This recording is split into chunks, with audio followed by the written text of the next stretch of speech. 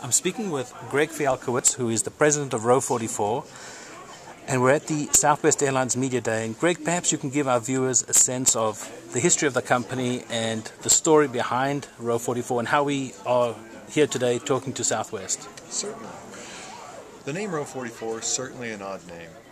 The origins of the name come from early 2004 when we were first forming the company. We had an investor. We were ready to accept investment, but that means we need a bank account. Bank account means you need a name. The first 200 names we went through didn't pass muster, as we sat there frustrated with our attorney trying to figure out what to do next.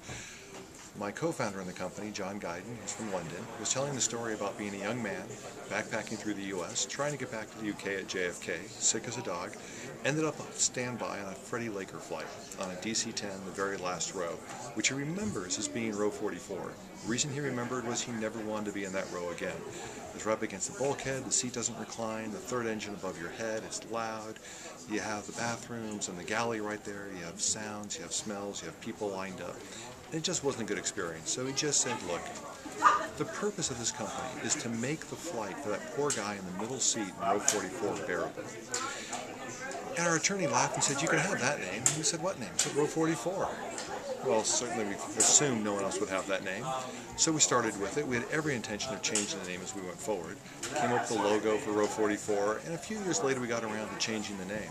And we discovered from our airline customers that they liked the name. We had inadvertently branded ourselves as a name. That the company has a unique personality, and they felt the name was unique and matched the personality. So unwittingly, we ended up married to our own name, and we go forward as row 44. We will have issues in Asia. Turns out 4 is not a good number in Asia. In fact, it means die. So in Asia, our name is Row Die Die. So we will be operating as a subsidiary Row 88 in Asia, subsidiary of Row 44. It's twice as good as we were before. So we're here today at the Southwest Airlines 2010 Media Day. Southwest announced, they already announced, fleet-wide deployment on all 547 aircraft with Row 44, but the announcement today was their pricing. They flew the system at no cost for quite some time to test whether the system was truly robust enough to be an industrial-strength solution, and it met and exceeded customer expectations, so we did well there. Then they've flown the system for quite some time, trying different price points and trying different pricing methodologies. Do you price based on segment? Do you price based on length of segment? Do you price based on time of day, day of week? And what they have finally come up with, and they announced today, is that it'd be a flat $5 fee, regardless of duration of flight. Initially, that $5 will be for flight segment.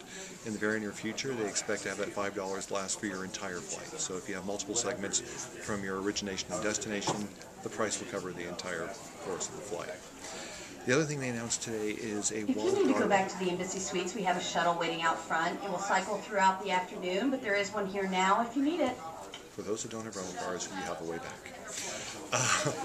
So the other announcement today was the walled garden. The walled garden is an environment that allows people to get on the internet at no charge. So it's basically a two-tiered system here, what we call a freemium model. There is a for-pay service that allows you unfettered access to the internet. UFW shuttle, and I don't know why you would do that, but if you do, that's at 3:30. Okay.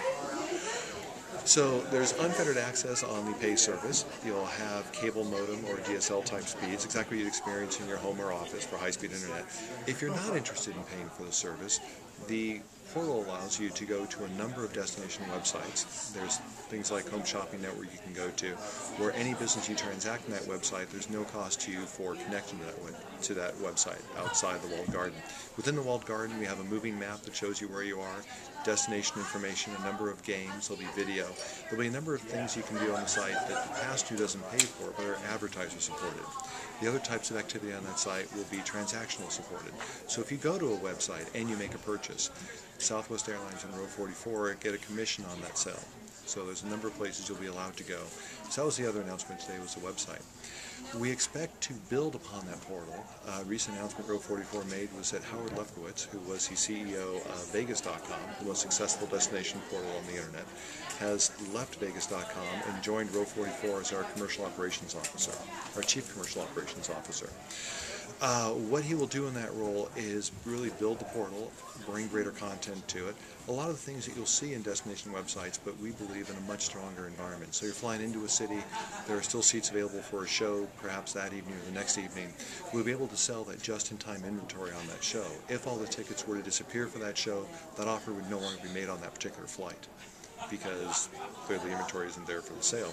But one of the advantages we intend to bring here is that last-minute inventory management at destination locations such as Las Vegas, New York, Los Angeles, Paris, other places that Southwest doesn't fly. But initially, certainly at the Southwest main hubs. And down the road, obviously, based on the news today, down the road also for Hawaii. Yes.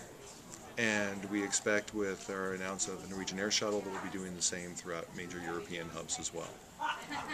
So today's news on Southwest is really huge because it's already the biggest domestic airline and growing incredibly. And of course, the acquired airline doesn't use Row 44 yet. And I'm anticipating that is something that you all would be pushing quite hard for. We are absolutely happy and busy installing 547 aircraft. What they intend to do with the new additions to the fleet, they haven't told us, and we're happy to support them in whichever manner they want to be supported. Thanks, whichever Greg. direction they want to go. Thank you. Thank you very much.